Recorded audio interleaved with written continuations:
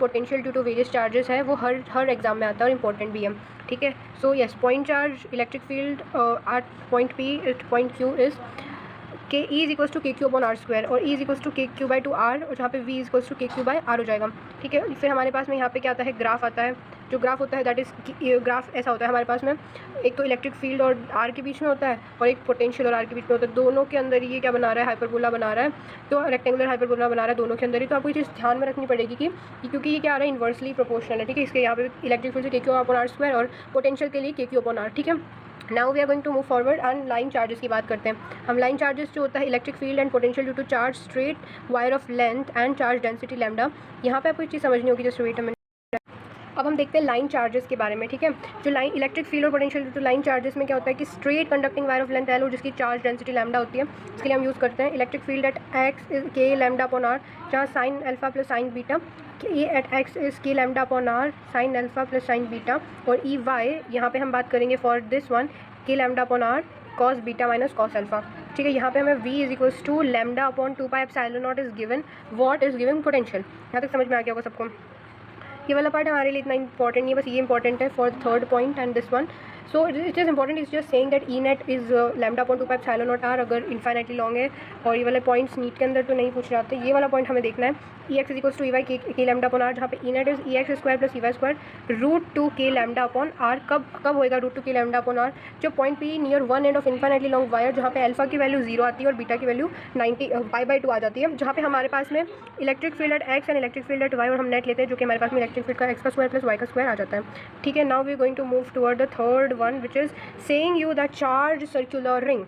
देखो charge circular ring में क्या केस होता है, चार्ज सर्कुलर रिंग भी बहुत सिंपल है। इसमें बस ऐसा है कि since we have charge circular ring of radius r and charge q over here which is present on its electric field and potential to be determined at point p distance x away from the centre of the ring. So electric field is kqx upon X square plus R square की power 3/2 और potential is kq upon X square plus R square का root, ठीक है। ये वाला आपको याद रखना है। फिर सेंटर में इंपॉर्टेंट है कि जो सेंटर में x की वैल्यू होती है वो तो 0 होती है, तो इलेक्ट्रिक फील्ड फॉर रिंग यहाँ पे 0 हो जाएगी, बट पोटेंशियल थोड़ी 0 होता है, तो potential will be equal to capital R। You have to remember this fact. Now this is important thing to remember. Graph जो है वो भी रिमेंबर रखना है, आपको याद रखना है। Graph is saying use that x से लेके माइनस आर बाई रूट 2 तक, और ये 0 से आर बाई रूट तक आपका ऐसा ग्राफ बनेगा। This is what you have to remember for this stuff. Now we are moving next thing is yes this is important, और अगर ऐसे कैसा पूछ लिया तो आपको इसको लर्न करना पड़ेगा, और वो बहुत ईजी है। अगर डायरेक्टली क्वेश्चन में पूछ लिया तो आप डायरेक्टली लिख सकते हो लर्न करके। Electric field due to bending of charge rod, ठीक है। अगर मेरे पास में ये है और उसको मैंने बेंड कर दिया एट दिस थीटा एंगल, तो यहाँ पे ये 2 के lambda upon r sine theta हो जाएगा, और अगर मैंने इसको ऐसे बेंड कर दिया तो ये 2 के lambda upon r cos theta हो जाएगा। So if it is like straight line और ऐसा हो गया तो यहाँ sine theta, and if this is like this that would be cos theta. Now you have to just उसको आपको दिमाग में रखना है ताकि क्वेश्चन अगर आ जाए कैसा भी तो आप उसको कर सको solve. Electric field is root 2 के लैम्डा अपॉन आर, और इलेक्ट्रिक फील्ड इज के 2 के लैम्डा अपॉन आर, ठीक है। यहाँ पे इलेक्ट्रिक फील्ड क्या है, रूट 2 के लैम्डा अपॉन आर, यहाँ पे इलेक्ट्रिक फील्ड इज 2 के lambda upon r. Now what you have to do is this one, यहाँ पे इलेक्ट्रिक फील्ड इज रूट 2 के लैम्डा अपॉन आर, यहाँ पे कितना है रूट 2 के लैम्डा अपॉन आर, और यहाँ पे इलेक्ट्रिक फील्ड इज 0। ये आपको याद रखना है। यहाँ पे आपको कोई एंगल नहीं दिख रहा है इसीलिए यहाँ पे बिल्कुल 0 आ गया। इधर साइड आप देख सकते हो ये रूट 2 आ जाएगा, और 90 डिग्री है तो यहाँ पे 2 के लैम्डा अपॉन आर। आप इसको याद रख लेना, इंपॉर्टेंट है जस्ट फॉर आपको। एक बार में अगर आपको जल्दी से क्वेश्चन सॉल्व करना है तो अगर आपको याद होगा तो आप सॉल्व कर सकते हो। चार्ज सिलेंडर में आप देख सकते हो non conducting uniformly charge cylinder होता है, कंडक्टिंग चार्ज सिलेंडर होता है। जो non conducting uniformly charge cylinder है और कंडक्टिंग चार्ज सिलेंडर है उसमें आप देख सकते हो क्या होता है कि जो नॉन कंडक्टिंग है और कंडक्टिंग में डिफरेंस भी आपको देखना है सबसे पहले। तो देखो नॉन कंडक्टिंग जो सिलेंडर है उसमें ग्राफ देखो, इलेक्ट्रिक इनसाइड जो है वो डायरेक्टली प्रोपोर्शनल है आर के नॉन कंडक्टिंग में, और आउटसाइड में वो डायरेक्टली प्रोपोर्शनल है आर के फॉर इनसाइड और इन्वर्सली प्रोपोर्शनल है when it is at outside, ठीक है। ये हो गया। और यहाँ पे आप देख सकते हो अगर वो कंडक्टिंग है तो कंडक्टिंग के होने की वजह से, सिलेंडर के होने की वजह से इनसाइड कंडक्टिंग में 0 है, तो अगर इनसाइड आपको कंडक्टिंग में इलेक्ट्रिक फील्ड पूछे for conducting cylinder would be 0, but अगर मैंने आउटसाइड बोल दिया तो वो क्या हो जाएगा 1/r के प्रोपोर्शन हो जाएगा, यानी कि इन्वर्सली प्रोपोर्शन हो जाएगा। चार्ज कंडक्टिंग स्फेयर, यहाँ पे अब हम स्फेयर की बात करें जो कि मोस्ट इंपॉर्टेंट वन है, तो इसमें हम 3 कंडीशन पढ़ते हैं। आउटसाइड द स्फेयर यानी कि ये वाला पार्ट, ठीक है, outside the sphere all the surface में, और ये inside the sphere. Now outside the sphere आप कैसे सॉल्व करते हो, outside the sphere the point P lie outside the sphere it would be kq upon r square, और kq upon r square को आप लिख सकते हो कुछ इस टर्म्स में भी, और ये तो हो गया electric field kq upon r square, ठीक है। k को आप क्या लिख सकते हो 1/4 पाई एप्सिलॉन नॉट, और इसकी क्या वैल्यू होती है आप मुझे कमेंट में बताना।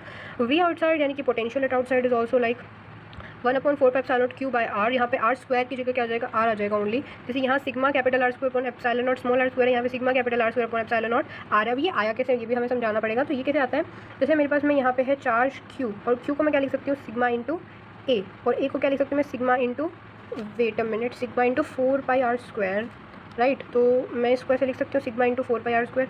तो q को मैंने क्या लिखा, q को मैंने लिखा sigma into a, q can be written as sigma into a, और यहाँ पे हमारे पास में क्या है q, तो इसको मैंने लिखा सिग्मा इंटू 4πr स्क्वायर, और नीचे मेरे पास आया 4π एप्सिलॉन नॉट, और डिवाइडेड में मेरे पास स्मॉल r स्क्वायर। तो 4π से 4π कट जाएगा, मेरे पास क्या बचेगा, मेरे पास बचेगा सिग्मा कैपिटल R स्क्वायर, और 4π तो कट गया, एप्सिलॉन नॉट और r स्क्वायर, तो स्मॉल r का स्क्वायर, और ये हमारा कंप्लीट हो गया, डन। नाउ v यानी कि पोटेंशियल आउटसाइड की जब मैं बात कर रही हूँ, यहाँ पे पोटेंशियल आउटसाइड की जब मैं बात कर रही हूँ, तो दैट वुड बी KQ/R, जहाँ पे K की वैल्यू मेरे पास 1/4π epsilon naught Q/R। Again Q की वैल्यू मैंने लिखी क्या, सिग्मा इंटू a, और सिग्मा की जगह मैं क्या लिख सकती हूँ, सॉरी a की जगह मैं क्या लिख सकती हूँ, a की जगह मैं क्या लिख सकती हूँ, अरे यार पूरा मीडिया, कोई बात नहीं, a की जगह मैं 4πr से लिख सकती हूँ। तो यहाँ पे मैंने सिंपली a की जगह 4πr स्क्वायर लिखा और वो हट गया, और डायरेक्टली मेरे पास ये फॉर्मूला आ गया। Now at the surface of the sphere, अगर मेरे पास में सरफेस की बात चल रही है, तो at surface it would B KQ/R square, जो कि सिग्मा अपॉन एप्सिलॉन होगा, पोटेंशियल वुड बी KQ/R, जो कि sigma capital R upon epsilon not होगा। ओके, इसको भी हमने कुछ इसी तरीके से सॉल्व किया जैसे इसको सॉल्व किया। You have to just remember the formula, जो कि सेम है दोनों के अंदर, डिफरेंस नहीं है। डिफरेंस किस में है, तो डिफरेंस इसी चीज़ में कि यहाँ पे सरफेस में r की वैल्यू कैपिटल R के इक्वल हो जाती है, तो यहाँ पे हमारे पास में कैपिटल R ही बचेगा, स्मॉल r नहीं बचेगा, राइट। यहाँ तक समझ में आ गया सबको। तो ये सब हमारे पास में हो गया कंप्लीट। अब हम बढ़ रहे हैं आगे, और आगे इनसाइड द स्फीयर की बात चल रही है। सरफेस हो गया, आउटसाइड हो गया। इनसाइड में आपको conducting charge sphere electric field is 0, यानी कि इनसाइड में जो हमारे पास में conducting charge sphere electric field क्या होती है, 0 होती है, और क्या होती है, potential remain constant at all point and equal to the potential. अब यहाँ पे एक और चीज़ आपको ध्यान में रखने की, अगर मैंने आपको बोला कि मेरे पास एक कंडक्टिंग चार्ज स्फीयर है, तो इलेक्ट्रिक फील्ड 0 होगा, पोटेंशियल कांस्टेंट होगा हर पॉइंट पे, तो पोटेंशियल 0 नहीं होने वाला। क्या 0 नहीं होगा, potential will not be 0, but electric field would be 0। And also you have to remember this fact that जो हमारे पास में electric field outside is 1/r square, और इलेक्ट्रिक फील्ड यहाँ पे देख सकते हो, electric field outside is would be 1/r square, यानी कि यहाँ पे इनसाइड तो वैसे भी कंडक्टिंग में 0 ही होगा, बट पोटेंशियल की बात करो तो पोटेंशियल फर्स्ट इनसाइड कांस्टेंट आएगा, क्योंकि इलेक्ट्रिक फील्ड 0 है, और आउटसाइड में 1/r के प्रोपोर्शनल आएगा। Okay, this is you have to remember. Now we are moving to the next part, which is the uniformly charge non conducting sphere. Non conducting मतलब कि वो कंडक्ट नहीं कर रहा है, तो यहाँ पे क्या केसेस बनेंगे। Suppose a charge Q is uniformly distribute in the volume of non-conducting sphere of radius r is shown in below। और यहाँ पे हमारे पास में आउटसाइड पॉइंट P है, this is this one, at the surface and all this thing, और inside हमारे पास में पॉइंट गिवन सारे केसेस दे रखे हैं।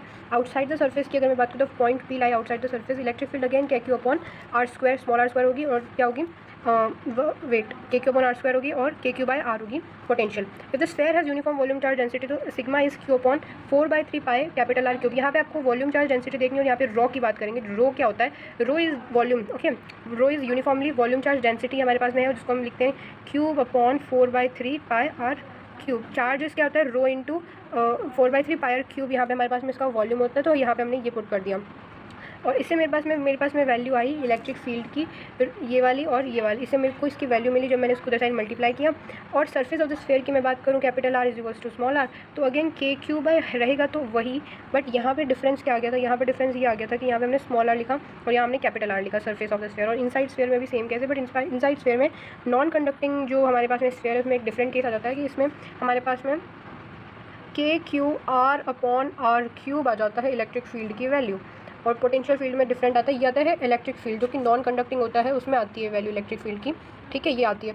और यहाँ पे हमारे पास में जो इलेक्ट्रिक पोटेंशियल है उसकी वैल्यू डिफरेंट आती है, उसकी वैल्यू आती है KQ3 capital R square minus small r square upon 2r³, ये हमारे पास में पोटेंशियल की वैल्यू आ जाती है, correct. So this is all I have completed.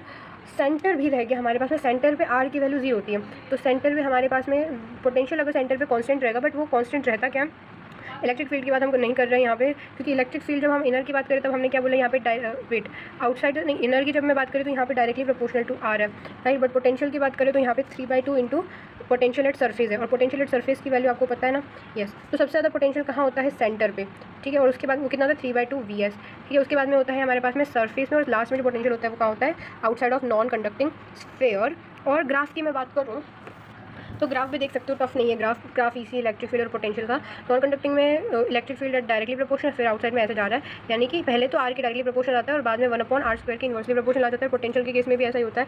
Potential के केस में क्या होता है कि अगेन यहाँ से तो देखो ये नीचे जा रहा है और बाद में वो अगेन पूरा इन्वर्सली प्रोपोर्शनल टू आर आ जाता है, ठीक है। तो this is what of potential का डायग्राम। अब हम बात करते हैं for infinite thin plane sheet of charges, consider a thin infinite non conducting plane sheet having uniform charge density sigma and electric field and potential need the surface sheet are electric field this one, right. If I have this it would be sigma upon 2 epsilon naught and electric field is directly proportional to r naught, right. So यहाँ पे मैं बात करती हूँ infinite thin plane sheet of charge, जहाँ पे हमारे पास में क्या था, consider a thin infinite non conducting plane sheet having uniform surface charge density.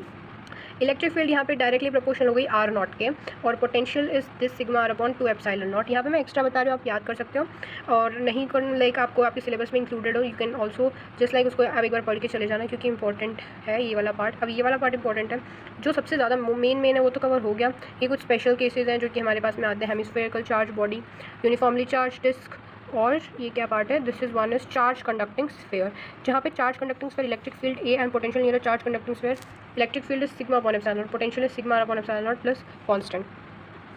Potential due to concentric sphere की बात करते हैं हम। Potential due to concentric sphere को कैसे सॉल्व करना है, अगर मेरे को यहाँ कहाँ पे पोटेंशियल निकालना है, फर्स्ट प्लेस पे पोटेंशियल निकालना है तो क्या होगा, सेकंड में पोटेंशियल निकालना है तो कैसे निकालेंगे वो हमें फाइंड करना है, ठीक है। तो वेट दिस 1 2 3 1 या तो यहाँ पे हमें एक चीज़ इंपॉर्टेंटली याद रखनी है कि अगर मुझे फर्स्ट में पोटेंशियल निकालना है तो R1 मुझे Q1 और यहाँ पे वेट V1 यहाँ निकालना है तो ये R1 लेना है और Q2 के लिए R2 लेना है, और अगर V2 निकालना है तो यहाँ पे मुझे R1 नहीं लेना, सिर्फ R2 ही लेना है। इस चीज़ को आप अगर एक बार याद रखोगे। Alright class, let's begin today's lesson. This potential. Please open your books to page 1. Alright class, let's begin today's lesson.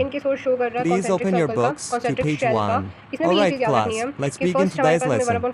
Please open your books to page 1. Alright class, let's begin today's lesson. Please open your books to page 1. Alright class, let's begin today's lesson. Please open your books to page 1. Alright class, let's begin today's lesson. Please open your books to page 1. Alright class, let's begin today's lesson.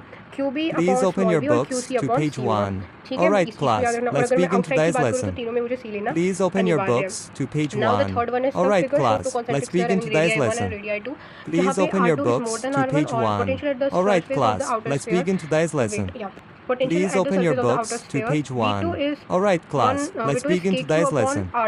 Please open your books to page 1. Alright class, let's begin today's lesson. Please open your books to page 1. Alright class, let's begin today's lesson. Please open your books to page 1. Alright class, let's begin today's lesson. Please open your books to page 1. Alright class, let's begin today's lesson. Please open your books to page 1. Alright class, let's begin today's lesson. Please open your books to page 1. Alright class, let's begin today's lesson. Please open your books to page 1. Alright class, let's begin today's lesson. Please open your books to page 1. Alright class, let's begin today's lesson. Please open your books to page 1. Alright class, let's begin today's lesson. Please open your books to page 1. Negative sign indicate करता है कि direction of electric field और potential decrease, यानी कि in the above अगर negative sign है तो वो क्या बता रहा है कि जो इलेक्ट्रिक फील्ड की जो डायरेक्शन है वहाँ पे पोटेंशियल क्या कर रहा है, डिक्रीज कर रहा है। नाउ थीटा इज V/R, इसको माइनस, ये वाला बहुत इंपॉर्टेंट पॉइंट है 6th वाला, इसमें से क्वेश्चन आ सकते हैं कि जो पोटेंशियल चार्ज डिस्ट्रीब्यूशन है इसमें क्वेश्चन बहुत आते हैं, तो this formula you have to remember. Now we are moving to the 7th one, जहाँ पे हमारा इलेक्ट्रिक फील्ड वाला पूरा पार्ट कंप्लीट हो जाता है। With the help of this we have completed all the electric field वाला part. Okay, at any example in any point E is equals to 0, V may or may not be 0। For example inside a charge conductor E is 0 but V is not 0। At any point electric field 0 होती है but V constant होता है, यानी कि potential constant होता है। Electric field is minus dV/dr at V is equals to 0 at a point जहाँ पे कहाँ पे 0 होता है, then E may or may not be 0। For example अगर मेरे पास में V 0 है तो ज़रूरी नहीं है कि E भी 0 हो। ओके, वो 0 हो भी सकता है, नहीं भी हो सकता है, that this possible, this can be possible, ठीक है।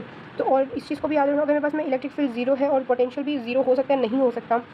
किसी भी पॉइंट पे इलेक्ट्रिक फील्ड अगर 0 है तो पोटेंशियल कांस्टेंट हो सकता है और 0 और नॉन 0 हो सकता है। तो मतलब आप इस चीज़ को ध्यान रखना, इन 3 कंडीशन को याद रखना ही रखना। और यहाँ से हमारा पूरा कंप्लीट हो जाता है इलेक्ट्रिक फील्ड और इसके डिफरेंट जो हमारे पास में हमने कवर किया है दिस पूरा वाला part. I hope it's clear to you and we will going to move forward with the electric line of force in the next video.